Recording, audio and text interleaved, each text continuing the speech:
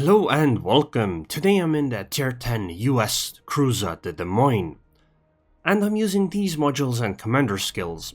And as you can notice, this is on the test server because, well, I would like to try to test out these skills a bit more.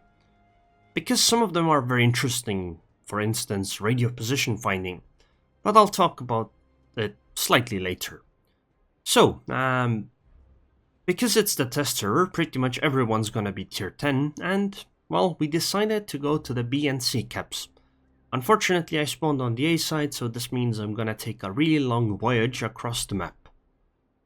And I will try to do it in a safe manner, because I am a cruiser, and cruisers aren't the most tanky ships in the game, so going through the middle might be slightly too dangerous. So my plan is to try to stay safe and go in a straight line here. Maybe I'll get a few plane kills on the way, probably not, but maybe, who knows, maybe the carrier is being generous. I'll try to somewhat support the Z-52, but if the enemy destroyer actually runs away from the B cap, well, not much I can do. My radar doesn't reach that long, and I believe going into the middle of the map at this stage of the game when we can only see where 4 enemy ships are, I think that's pretty much suicidal. But actually, the other Des Moines on our team is doing literally that. You see, on the other side of the island that I just passed is the other Des Moines on our team. And I don't think he's gonna have a very good time though. We'll see how it goes. I wanted to initially, like I said, I wanted to initially be safe. So right now, in this island right in front of me, I had to decide whether to go right or left. Going right would have saved me a bit of time, but it's quite a bit more dangerous than going to the left, because it would put me in a position where enemies can shoot me and I can't really maneuver to run away. I can only maneuver to go closer. And if planes spot me, that would be a very poor position to be in. Essentially exactly like that a generator Rex on his Des Moines right now. So there are planes incoming. I'm not going to use defensive fire, although I think I should have here. I'm not quite certain, but I think I should have.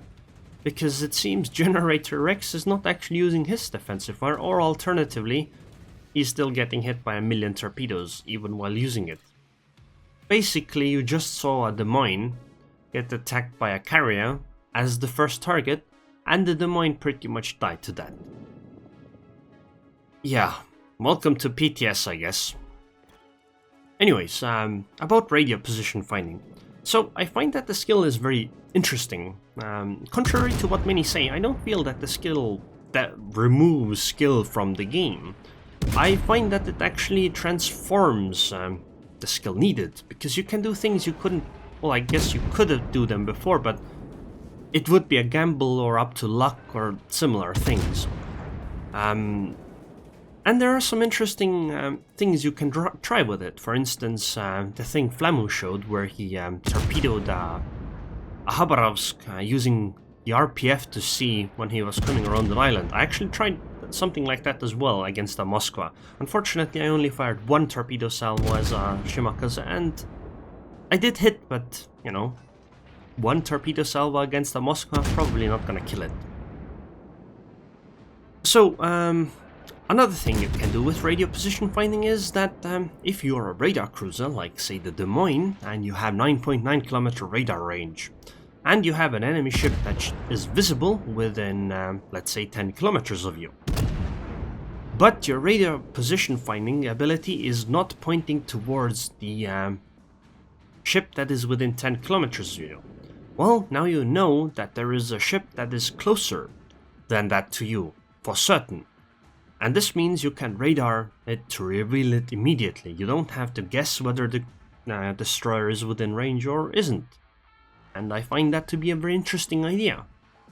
And I feel that radio position finding actually helps, you know, cruisers actually do the destroyer hunting that some people claim cruisers are very good at, but I don't really see it happening all that much. But I don't think the skill is actually going to change much of that because, well, the problem with cruisers hunting destroyers is still the fact that cruisers don't want to die, and if you want to hunt a destroyer, you will often have to take fire from battleships, and that ends up usually not going too well, for the cruiser that is. Anyways, enough about radio position finding so far. Let's talk about another thing. So, the question on the Des Moines is whether you go for the... Also, there are planes incoming against the Des Moines. Is this carrier crazy? Well, hello, defensive fire. Alright, he literally... His dive bombers actually dropped through defensive fire and hit me. That's incredible. Well, he's still gonna lose all of them, but that's still incredible. That's some good RNG, I guess. Oh well, whatever. So I'm gonna shoot at the Montana. But regardless, like I said, the question on the Des Moines, in terms of modules, is whether you take the range module for the 3 million module, or whether you take... Actually, I guess they're actually named upgrades, not modules, but whatever. So the question is whether you take the 3 million upgrade as the range one or the reload one. And here I have taken the reload one. But I'm actually thinking that maybe the range one is better. For two reasons. One, because having more range as a cruiser means that even if you're low HP, you can still be useful because you can still fire at enemies. While you're not going to have much effectiveness, you can still actually do something and be a threat and not, you know, think that you're gonna be immediately deleted the moment you fire your guns, because if you're really far away, it's very difficult to hit you.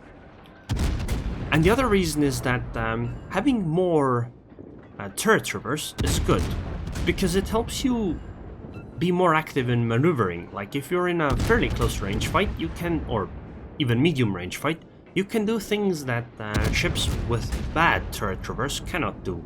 Which is, you know, do unpredictable things like turning around in weird ways or similar. And because the reload module actually lowers your turret traverse, well, that's a bit of a negative. So I'm gonna keep firing at this Montana. I know that somebody was earlier aiming at me, but, you know, I remember the skill I mentioned in the endurance skill that tells you how many ships are shooting at you or targeting you with Sixth Sense. Well, right now I'm detected, right? And now I have a number 1 there, and somebody locked onto me with the X key, which is... But right now I'm not being locked on by anyone, which is really good. Like, this skill tells me so much information. This is actually incredibly... Like, this amount of information is absolutely insane. Like, I think this pretty much negates the need to ever have what's the other skill called that tells you that somebody is shooting at you. Basically, this skill just completely replaces that one, and it actually gives more information that's even better. So is this guy gonna come in with planes again? I guess I am shooting at him though.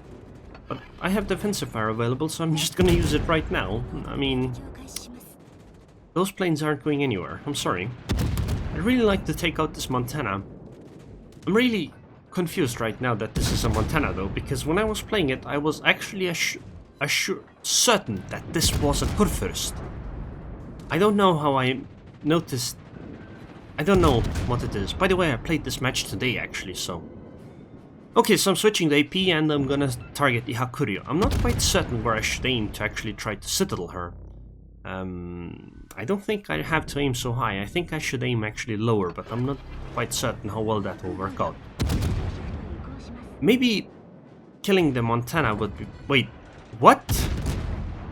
I just realized right now in the game that actually the ship that is targeted by X is the... was not the Hakuryu, it was the Montana. Wow. I didn't notice this while playing the game at all. Also, thank you very much for the smoke, Mr. Destroyer. Unfortunately, I noticed this far too late and sailed out of it. So, Montana, please don't delete me, and I will kill you with my AP. By the way, check out that AP damage on a battleship. US AP is no joke. Okay, so that's a full HP Moskva. I have 17,000 HP. Let's see how this goes. Okay, first salvo, go. And no citadels, only 3,800 damage. Okay, next salvo, go. Okay, 2 citadels. Next salvo, go. Alright, 1 more citadel. Okay, next salvo, go. Alright, another 4 citadels. That was like 24,000 damage. And goodbye, Moskva. That was 8 citadels in like, I don't know, 30 seconds? Oh, and the Baltimore is that guy reversing? Yep, that guy is reversing. So let's put a few AP salvos in her. just for good measure, let's put another one, just in case.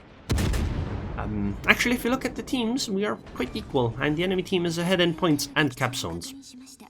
Okay, so a Minotaur is coming around the corner, and I'm gonna treat him with some AP salvos, but before he actually comes around the corner, I guess I can take a few shots on the Minotaur that's, you know, further away. So let's try our luck, and one more, and I guess that's gonna be it. Finally, my heal is up, so I should be able to get back to some HP, and oh, goodbye Minotaur. Citadel for our last hit. And goodbye for this Minotaur too, because with this angle, goodbye. 3 Citadels, and that's a double strike. Okay, so time for a Kurfürst. I could fire HE here, but I'm gonna be firing AP, because I know that this US AP is pretty good against battleships. And you know, I want to try out how well it goes here. And if I hit the superstructure, well, 2600 damage. I guess once the Kurfürst starts turning away, I'll switch to HE. Right, next salvo hits. Only 2000 damage. Okay, and switching to HE now. And that's a high caliber. Okay, well, come on Kurfürst. Let's do some barbecue. And a fire. Excellent. Thank you very much, game. It's a 4 against 3 now. 4 against 2 in a moment, though. And that's a Kraken unleashed. This game has definitely been a Kraken game for this Des Moines. A true monster, because I had 205,000 damage. A double strike, a high caliber, and a Kraken unleashed. 13 Citadels. That's more Citadels than I've got fires, actually, on a Des Moines. Quite incredible. So, they still have a Hindenburg and a Z-52 left. My main focus here is to take the B-cap. As you can see, by the way, my RPF skill is telling me where the Hindenburg is, and you know, we can actually see both of them, so it doesn't matter. I tell the carrier that the Z-52 is going for the carrier. For some reason, the carrier actually sailed out of her corner, but it is what it is. Also, this Hindenburg seems to be going at a very weird speed. So I try to take appropriate lead. I think he'll start accelerating soon though. That's why I lead more. He'll probably start turning away too. Oh my god, that did 9,000 damage. Jesus Christ, USAP. This is insane. So today I played another match on the New Orleans. And I citadeled in North Carolina from 8.9 kilometers. With the New Orleans. I mean, there's a limit to ridiculousness, right? Okay, so right now I am capping the B-cap and I'm not gonna fire at the Hindenburg. Earlier it was alright because I was behind an island so I wasn't spotted. But right now I'm not going to fire at the Hindenburg because I have 12 seconds until I get this cap zone, and actually getting this cap zone is important because we just lost our carrier. And you know, I don't think I'm gonna die to them. But I might, and it's better to be safe than sorry. Okay, now I can fire again because there's an island between me and the Hindenburg again. And as you can see, the other guy actually that did fire behind me, well, he got shot in return, and oh my god, goodbye Hindenburg. He got shot in return, and because of that he got decapped. So it was quite important that I actually finished this capping, so we can now hunt the Z-52. So he doesn't have much, you know, chance of running away from me anymore. Well, first of all, because he's spotted right now, but even without that, I have the radio position finding. And by the way, if you notice, next to the radio position finding, there's this indicator with some text in Russian. Basically, that actually tells me that the Z-52 also has RPF, so he knows that I am the closest ship to him, and more or less where I am. So he also knows that where I am, but we both have the indicator that we are spotted by RPF as well. So I don't think there's much that he can really do, because it's Des Moines, another cruiser and another DD. And you know, I have radar, so this really shouldn't go very well for him. But I will try to wait until, you know, sometime after I'm spotted, because right now I know for certain that my radar won't reach, because my concealment range is 10.6 kilometers. Also, one of the reasons why I also, nice in chat by the way, that guy told me to send this match to a YouTuber. Anyways, I think one of the reasons why radio position finding was something Wargaming wants to add is because they might actually want to reduce the power destroyers have at the end game. Because if you think about it, there's often the also that guy just used smoke and is slowing down. Dude, you're against the Des Moines. He's definitely going to radar you. And these torpedoes, yeah, no chance. And yeah, one of the reasons why I think Wargaming might actually want RPF is to lower the strength of destroyers at the end of the game. And I think the other cruiser is a Moskva, right? So the Moskva should radar, yeah, that's the Moskva radar. Unfortunately, Moskva shells are a lot faster than mine, so... well, she got the Z-52 kill. And yeah, that was quite an incredible game, wasn't it? 757,000 credits, 8,800 experience. I don't really have. I'm not certain what kind of experience multipliers I have, but I don't think I have any other than First Win of the Day and the other thing. Confederate, Double Strike, Kraken Unleashed, High Caliber, 234,000 damage, 289 shell hits, 37 plane kills, 6 ships destroyed, 11 fires, 13 citadel hits, and an assisted capture. And oh my god, 3,907 base experience. This is in the new economy. Like, I don't mean that the patch is going to have a new economy, but that this is after the economy change. I have seen like maybe a handful of games that are past 3,000 points. I think my highest was like 3,300. So getting 3,900 on this economy is absolutely crazy. That's ridiculous. Wow, I really can't believe that I got so much experience. This is insane. One of the reasons why the experience is so high on the PTS... oh, also, the PTS are crashed right now, by the way. Anyways, one of the reasons why the experience is so high on the PTS server is because everybody is tier 10, or almost everybody is tier 10. So you get more experience because when you shoot targets that are higher tiered, well, you get more of it. Anyways, I hope you guys enjoyed this video. It was a really enjoyable match, and if you liked this video, then like it. If you disliked it, then dislike it. And I would like to thank the Patreons on Patreon. I have a new one. Thank you very much for your support, Dangalon, and I hope I see you guys next time.